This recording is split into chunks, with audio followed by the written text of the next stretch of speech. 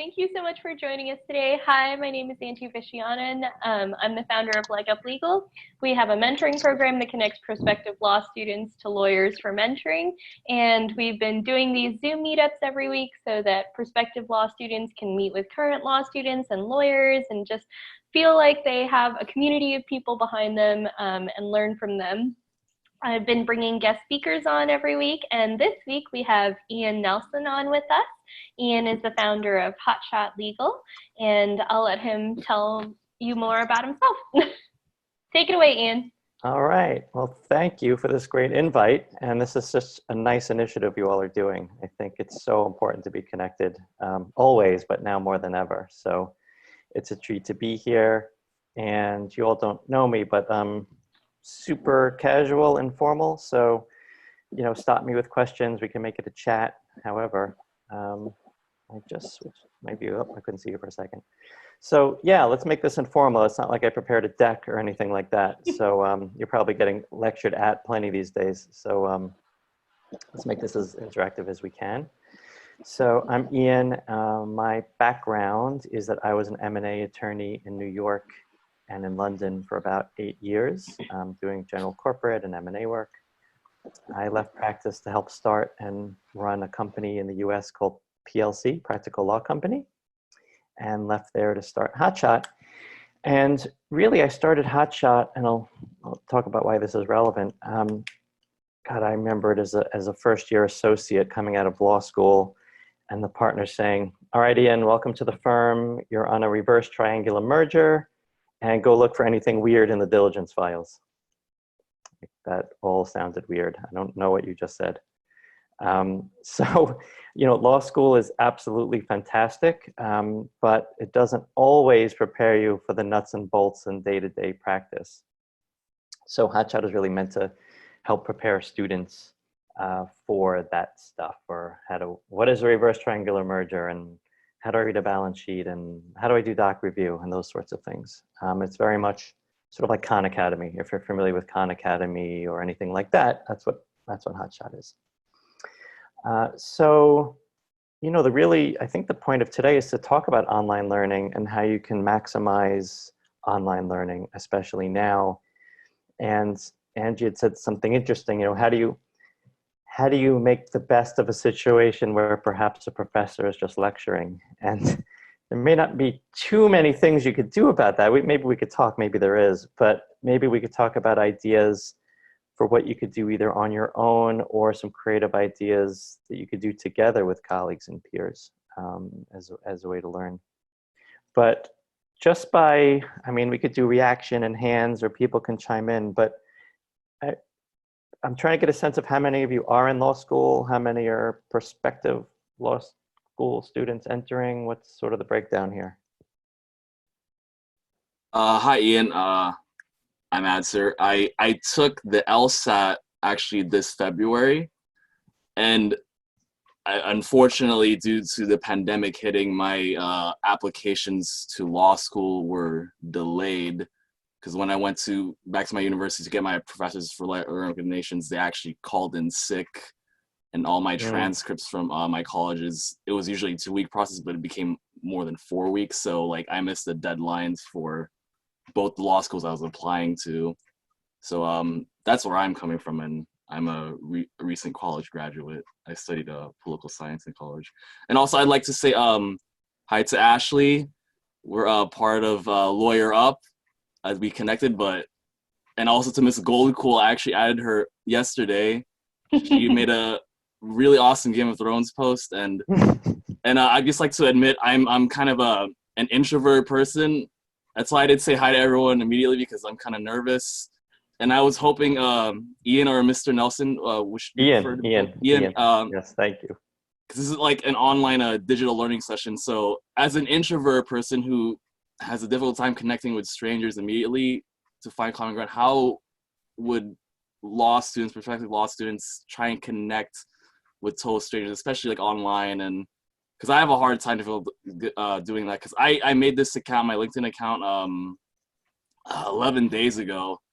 So this whole networking stuff, I just feel like I'm just thrown in the ocean, basically. I'm just learning to sink or swim. And it's kind of hard. And I think there's also a lot of law students who don't know how to do that either, or prospective law students. So do you have any advice for how to do that? Yeah. Like, Well, first of all, keep doing what you're doing. You could have fooled me that you're not good at it. You know? thank I mean, you're the first one to speak up and speak your mind and ask for advice. I mean, you're on the way. You know, Thank you. that's a heck of a good first step. So just hats off for you for joining this group, you know, and looking for opportunities like this. Thank you. So you're already doing well, right? You give yourself a break. Look, I think now more than ever, people are more open, you know, to engaging. And I think you'd be surprised if you do reach outs, you know. So me, for example, send me a note right after this, you know, and we could connect. And I'm happy to connect with you offline. Shoot me an email, and I could think about some groups I know. But, you know, people are on this call for a reason, and I'm sure folks on this group would want to connect, you know, to follow each other offline. So, you know, you start small and you take little steps from there, and your network just sort of grows organically. You know, it doesn't have to be seen as a big overwhelming thing. This is not the same, and of course we're not in person, but sometimes for me, I could be an introvert as well, which is odd for a found-up starter who has to go to conferences and meet people. But I once got a tip from someone, which I thought was quite good. Set yourself little mini goals, you know, and then give yourself a pass. So if you maybe set a goal to connect with 2 people, you know, in a week or in a few days, and you did it, you know, and don't worry, it wasn't 20 or it wasn't 50. 2 or 3 is a hell of a start. And, you know, even through the network you're building, if you connect with me, you probably see that I have law students and people, and you can reach out, say, see, you're connected to Ian. I just heard him chat, love to pick your brain about XYZ. And people are very receptive, you know, especially now when people have a little more time on their hands. So, you know, things like that. And just keep speaking up, you know, raise your hand and do what you just did. You won't go wrong. Yeah. Hi, good to see you. Yes, I saw your post, and you actually reached out to me as well from that post, I believe. And I got your message, and I am impressed. As Ian said, I think 100% you're really reaching out more than I did when I was first on LinkedIn. It took me, and I don't know how long I was on until I started to actually really use it. So you're doing great. And I think you reached out in a very personal, your message to me was a great one. You told me a little about yourself. Your message was great. And I think the other thing to do, especially on LinkedIn, is quality of connections, which you're doing, and then comment or reply to people's comments. And that's a really good way. I've connected with so many people. I think Angie probably was comments and having common people we follow. And that's for me, because I'm an introvert too. I'm actually a severe introvert, but I've gotten quite past it. But LinkedIn's a great space for me to do that. It's a very safe way to reach out. And if someone doesn't respond, you just go, okay, they're probably just, you know, you can just assume they're busy or they have other things going on. It's a very easy way. And everyone that I've reached out to has been incredibly gracious. So I think this is a great place if you're an introvert to really flourish and bloom. So good job.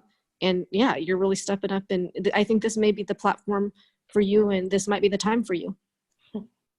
Thank you, Ms. Gogol. Thank you, Ian. I really appreciate it. I actually found this out because Angie actually liked one of my comments that I posted on a Lawyer Up post, and I guess did that. I was like, oh, I thought I saw her before, because I think Ashley, she posted a post where it was about the legal leg up video, and she was one of the main speakers. And then I saw Angie do that, so I was like, oh, I might as well. I was kind of scared because I didn't know how she would react, but I just sent her one anyway. It's totally fine.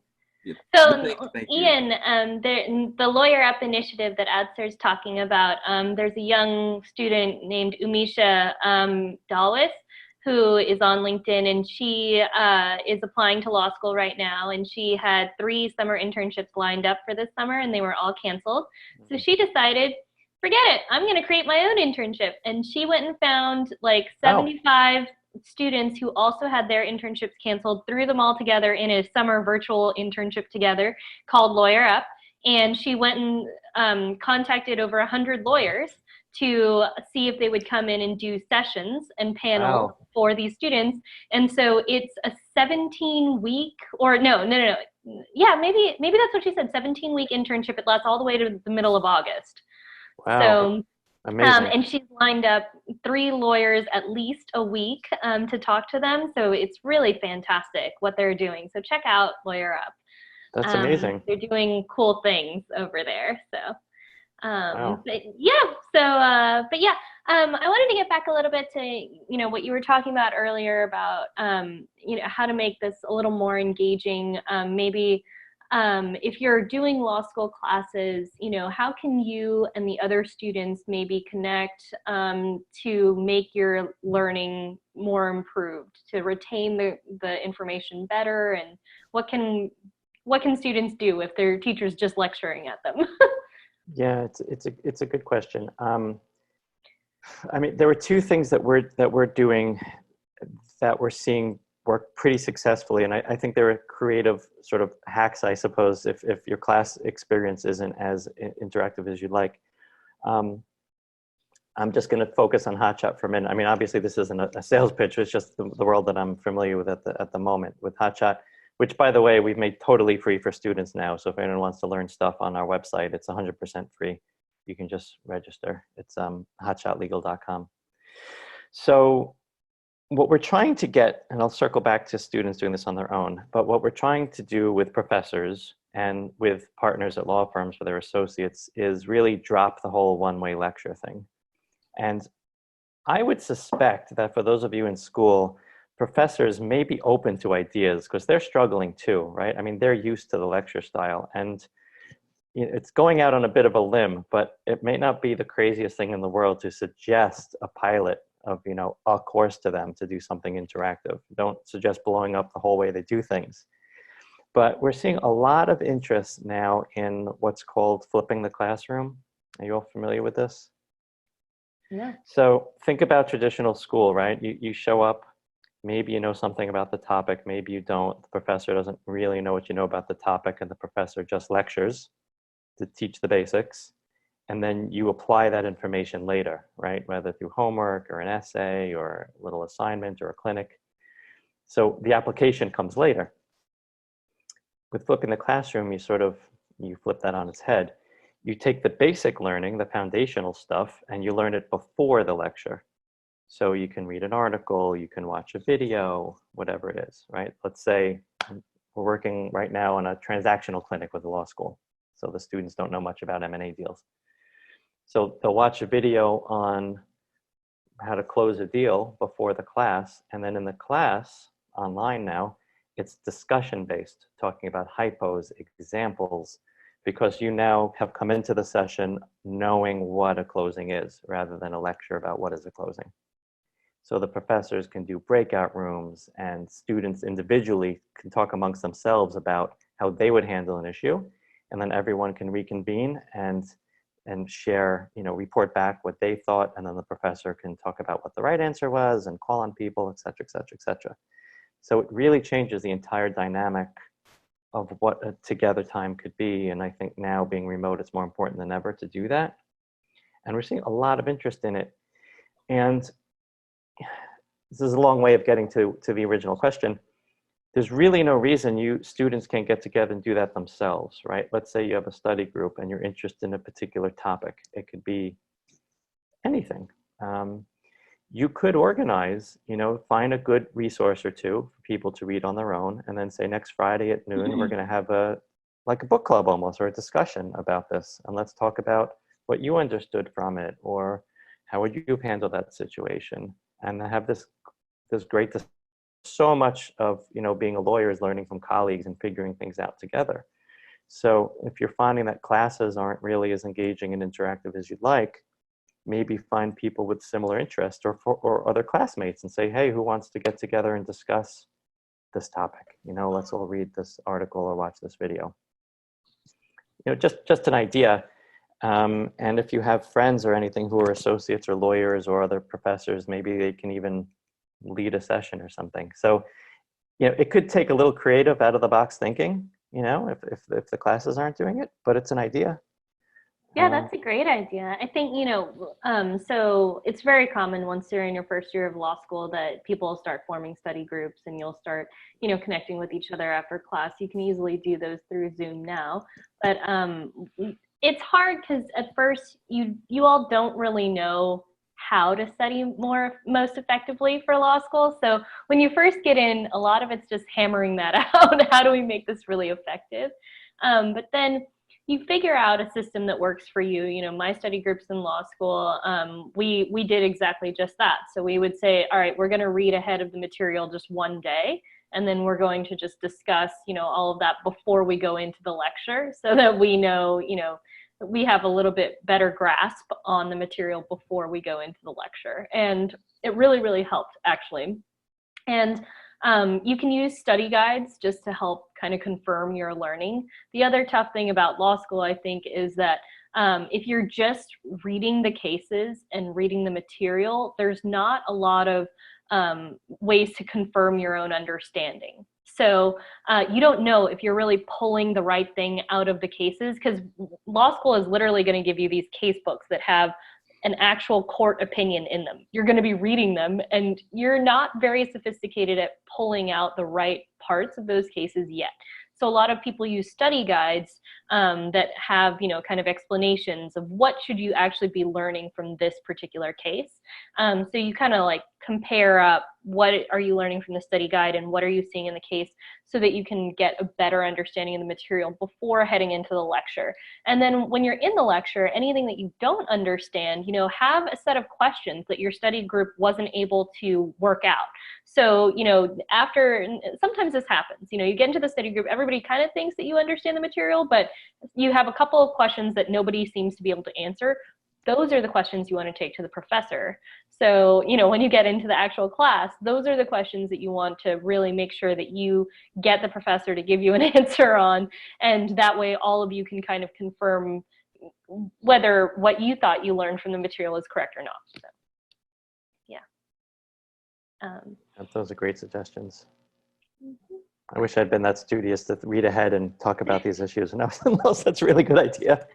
You know, so I felt like when I first got to law school, I was definitely kind of middle of the pack. Like, you can tell at the very beginning who thinks they're smarter than the rest of the pack and who thinks they're, you know, struggling to catch up with the rest of the pack. I was pretty middle of the pack. But my best friend in law school was like #1 in the pack. So she was the gunner that everybody like knew, like they're going after her. So and gunners are the terms for people in your law school classes who are just really, really aggressive and they want to be valedictorian of the class and everything. So so my best friend was the gunner of our law school class. And so she formed our study group, and she kind of dictated how it would all go. And, you know, she's like very type A personality. And so, so yeah, I mean, you can find where you fit, you know, when you get into law school. I think that's the other thing of trying to, you know, decide how to learn best. Just realize that your learning style may be very different from everyone else's learning style. You know, I'm a very visual person.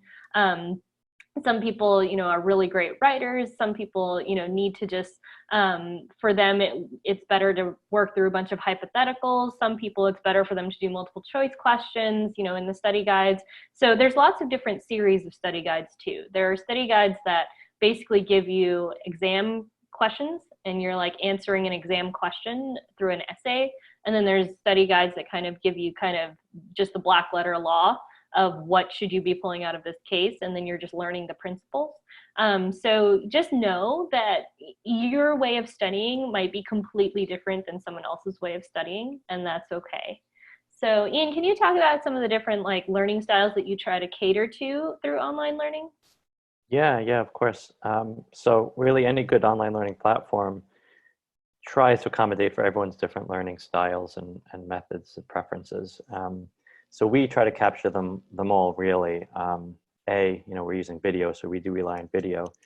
And with video, we show documents, and if something is conceptual, we'll bring it to life through animations.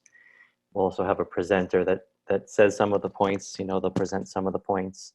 But then we also have supplemental materials, downloadable outlines that are printed summaries of the scripts. So we really try to accommodate for all different styles, and we're getting more interactive with quizzes. Some people like to take quizzes to see how they did, and you know, the quizzes whether it's on our site or any site, really should explain why something was right or why it was wrong.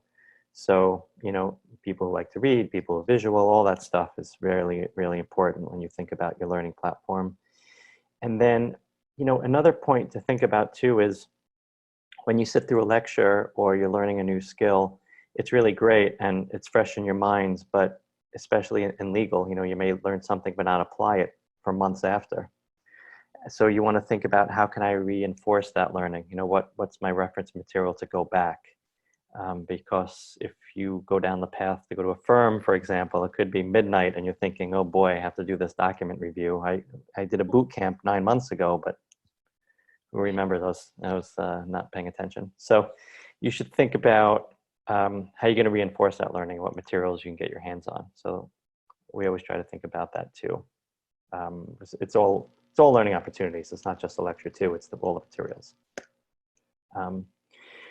The other tip I think I'd give you all is if you do have downtime, this is a good time to explore the practical aspects of being a lawyer, and really think about what areas interest you or areas that don't interest you because maybe you don't know much about it. This is the time to get your hands on resources and learn about types of practice, about whether you're interested in clerkships or you're interested in pro bono or you're interested in corporate law or you want to be a litigator.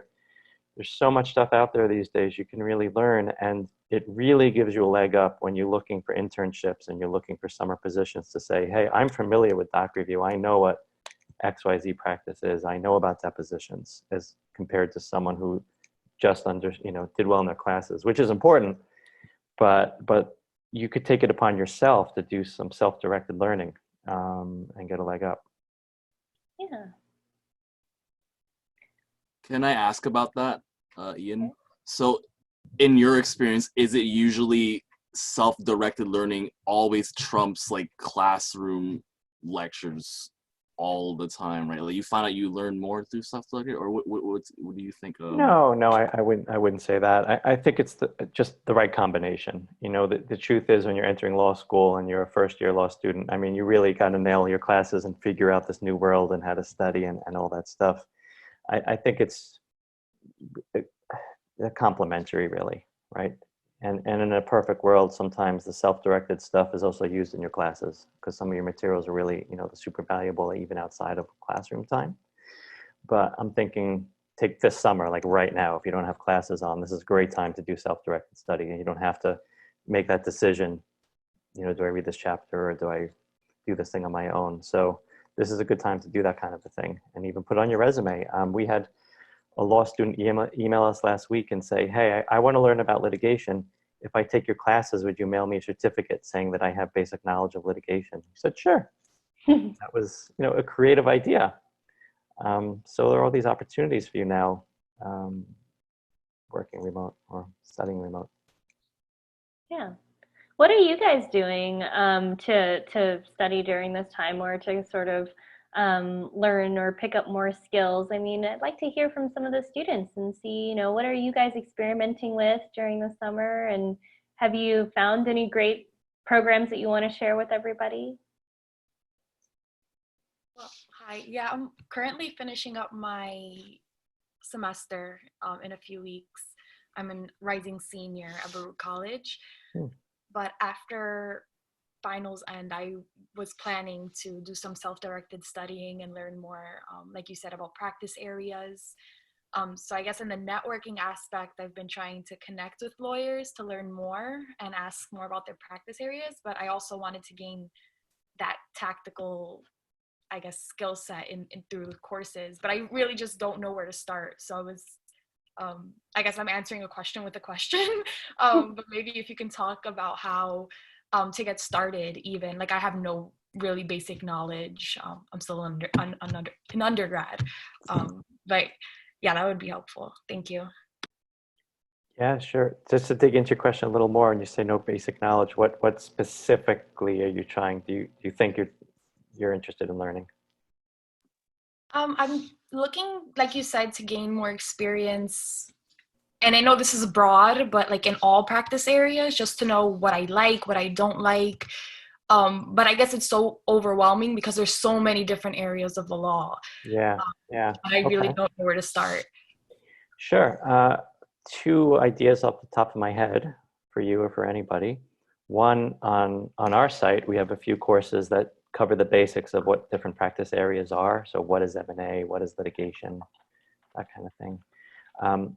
There's a company called Practical Law Company, Practical Law, and they have a series, and I believe it's free, where they're really good. They're like podcast interviews with all different of their different attorney editors from every different practice area, and they're being interviewed about what it's like to be an attorney, an employment attorney, a litigator, a bankruptcy lawyer, you name it. And it's very conversational, and I'm fairly certain it's free. And maybe as a follow-up, I can dig into that and coordinate getting that information out. But I know they cover lots more than we do at this point, and I do think it's free, and it's meant to be a starting point from ground zero. And even just Googling, XYZ practice area is something you could do. There's so much out there these days. Yeah, and Ian, which of the courses that you have on Hotshot are meant towards like very, very basic knowledge? Yeah, a lot of it. Most of our stuff is for students and very junior associates. So our product, it's pretty, like, it's labeled, it's called M&A Basics. So it's the most basic. What does an M&A lawyer do? What is a deal? That kind of a thing. What does a junior litigator do?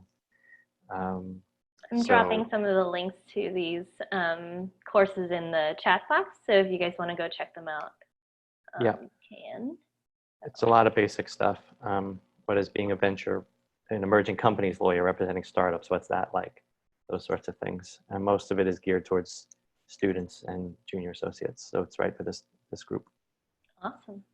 Yeah, yeah. The last thing the other thing to think about too, that's becoming increasingly important, don't just think about your legal knowledge. I would say, if I can go back and talk to my junior self, I would have said, if you have any downtime at all, learn the basics of accounting and finance. Know what a balance sheet is. Learn basic tech. Know Excel. Because clients, no matter what type of client, it's really important to know that stuff. And there's so much out there you can learn on business acumen skills. So that is becoming increasingly critical and is a way to stand out from the pack. I don't know if anyone on this call agrees with me there or disagrees with me there, wants to discuss, but that's I have a follow-up. Is that if you're just planning to go into mergers and acquisitions, that it's good to know that basic knowledge? Or okay, that's a great advice.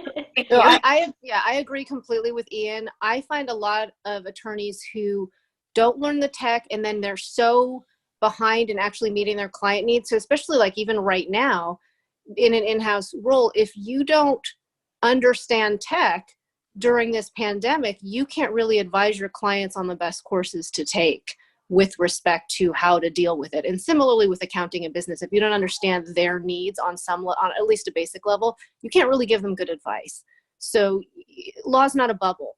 Law is performed and advised in the real world. And so you have to be aware of the real world considerations. Otherwise your advice is way too academic, way too esoteric, and it's just not practical. So I think that's fantastic advice by Ian, and I would definitely second that. Accounting is one thing I probably should have taken, especially I'm doing tax law now. I do a fair amount of the federal income tax law. A lot of the tax lawyers, including myself, really aren't versed in accounting things. I always say if you find a tax attorney who's also has an accounting background, that's like a unicorn. And it's really, really hard to find, but it is a difficult thing because there's very few people who have both the legal expertise and then the accounting, the numbers expertise. So these are just ways to really differentiate yourself from the pack and make yourself extra valuable. Yeah, absolutely. I think you'll hear a lot of lawyers say like, oh, I went to law school because I'm not good at math. And that always kind of concerns me because I'm like, you probably should know a little something about it.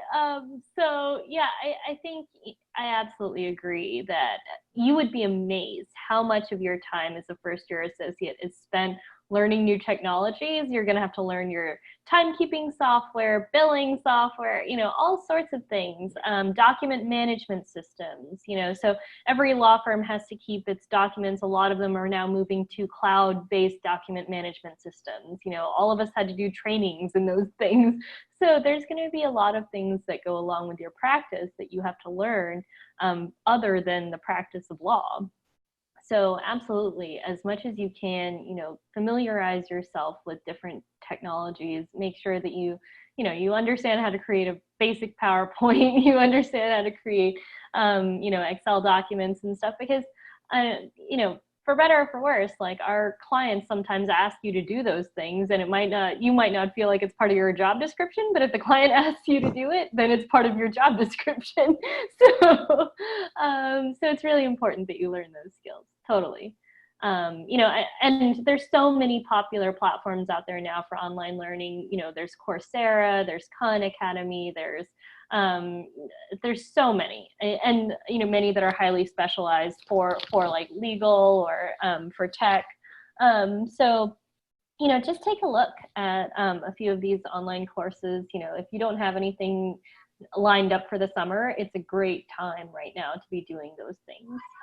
Yeah, and I would add one thing. I supervise a team of lawyers, and it's because we're one of the few teams that has remote access and work-life balance, it's high demand. And one of the things I really look for in the attorneys who come to me is desire to learn. Are they learners? Are they constantly learning? Is that a core value? And if it's not, honestly, it's usually, I'm skeptical of having them on my team, because that to me is the most important thing that you can have for any person you're going to select for your team. And so that's a great attribute.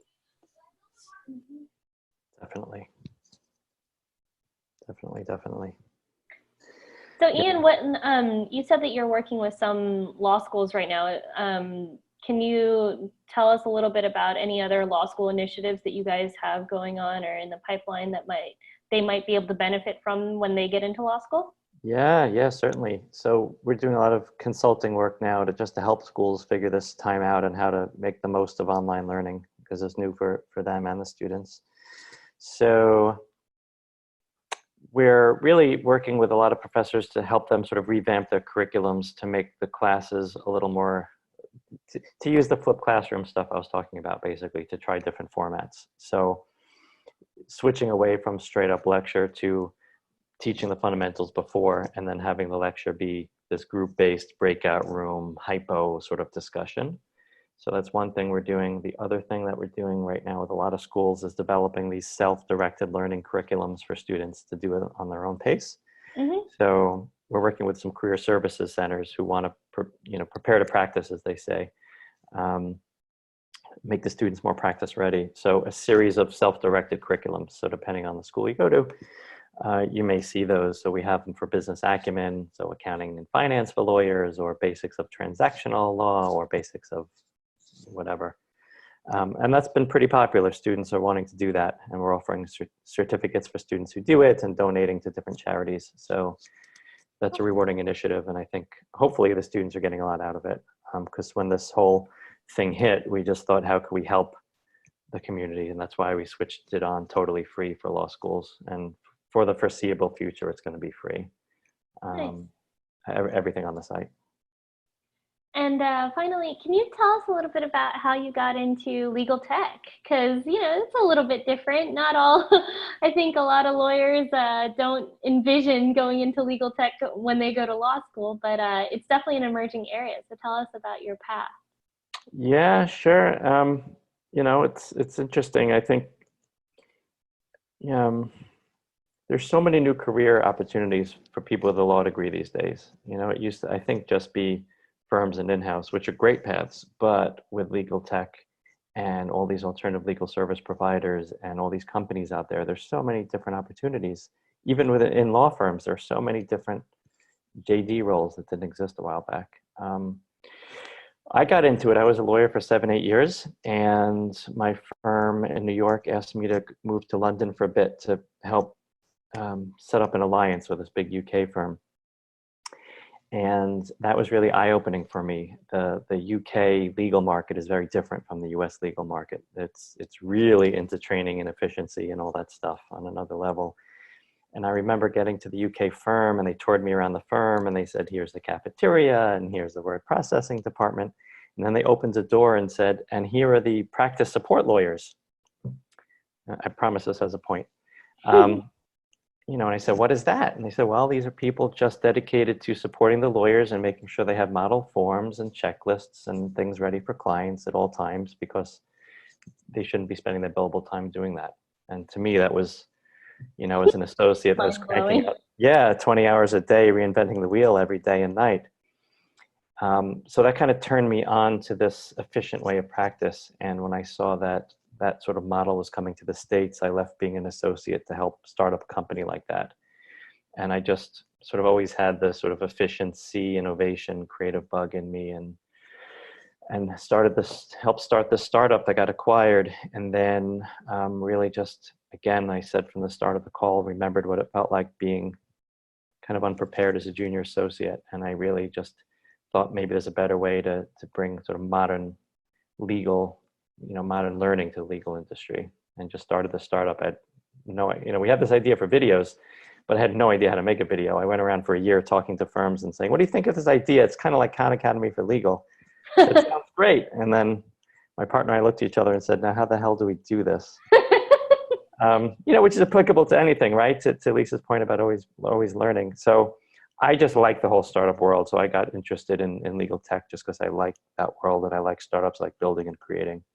And it's funny, we don't even consider ourselves legal tech, more of just education company using technology to deliver content as compared to real legal tech that's out there.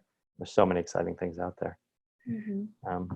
So I'm rambling on about myself, but that's sort of how I did it. I like it being at the firm. I just knew it wasn't for me forever. So, and I have a supportive wife who go for it. So, yeah. But, if anyone has questions about, Hotshot or legal tech world or all this learning stuff, I'm happy to connect with all of you. I'm at Ian, IAN, at hotshotlegal.com. Feel free to send me an email. Any way I can help you, I will. Thank you so much. Did anyone else have any other questions? If not. Can I ask another question? Yeah, go ahead.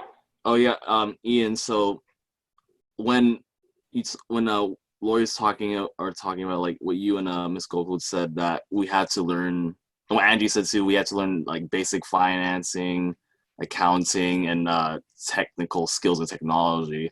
So as someone who's technologically illiterate, like myself, who majored in political science because he was terrible at math in high school and in college, what sector of law requires the least amount of technological math skills, accounting skills, making spreadsheets, presentation? Like, do you know what sector that is? Sorry. You want the good news or the bad news? Both. Can I get the bad news first? They all require it. Oh no! Oh no! Okay. To some degree. So. Yes. I'm making a joke. Look, I think I'd be remiss if I told you there's an area where you can go to, because you wouldn't have to know all that stuff. I mean, to Lisa's point, clients demand and expect it, and from a local, pro bono clinic, to help a struggling business, you have to understand basic finances, for example. I could probably give you examples in any practice area where it's important. Certainly, if you want to be a capital markets attorney, you really have to know finance and accounting, right? If you're going to be doing IPOs and things like this and M&A deals. But litigators, they have to do damage calculations. There's forensic accounting. It goes on and on and on. Employment, maybe it's a little less employment law, but there's contracts and, employment agreements. I don't know. Anyone else jump in, but I can't. Maybe criminal law. Criminal law seems like it has less to me, unless you're doing like financial crimes. And then government law. If you want to go to government law, I used to do a civil rights defensive Department of Corrections. There was some damages, but there was a lot less. So there are some areas you don't, and to be fair, there's some attorneys who are horribly deficient. What I think maybe Ian's biggest point is you can really create yourself as an exceptional attorney or an exceptional asset by having that value. So I would actually say a lot of lawyers don't have it. A lot of lawyers go into law to avoid it, but they that's the area you can distinguish yourself, because a lot of people are really weak on it. That's a good point. And that's a great point. And I'm skewed. I don't have as much experience on the government side, so I couldn't speak as well about that area. And, you know, the other thing too, don't be so intimidated. It's not that hard to learn. It really isn't. And if you start, you know, like LinkedIn Learning has a ton of good stuff. And they have from the basics, from I've never opened a spreadsheet before. What do I do? You can build your skills. Khan Academy has a bunch of stuff like that. Khan Academy has a ton of. Totally. Well, and just remember, you're kind of, as an attorney, like the one-eyed in the land of the blind, if you have any knowledge. So I was not, you know, compared to my sister who went to medical school, I was poli-sci too, because I was like, well, I'm pretty good at it, but I can't retain math. But compared to the other attorneys I work with, I am like a math wizard.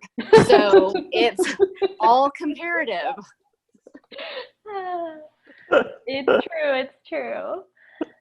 Yeah, and you know, and especially with new technologies, I think, you know, one of the key things that you can do as a younger attorney to really try to set yourself apart is learning all these emerging technologies. You know, law firms, unfortunately, are not the place where emerging technologies are usually adopted in droves.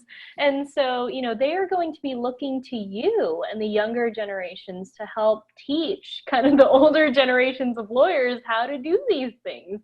You know, I mean, learn how to use LinkedIn, learn how to use social media, learn how to use those things to your advantage, because, you know, a lot of the older lawyers at your firm, while they may be really, really good at the practice of law, they might not be so good at all the technology stuff.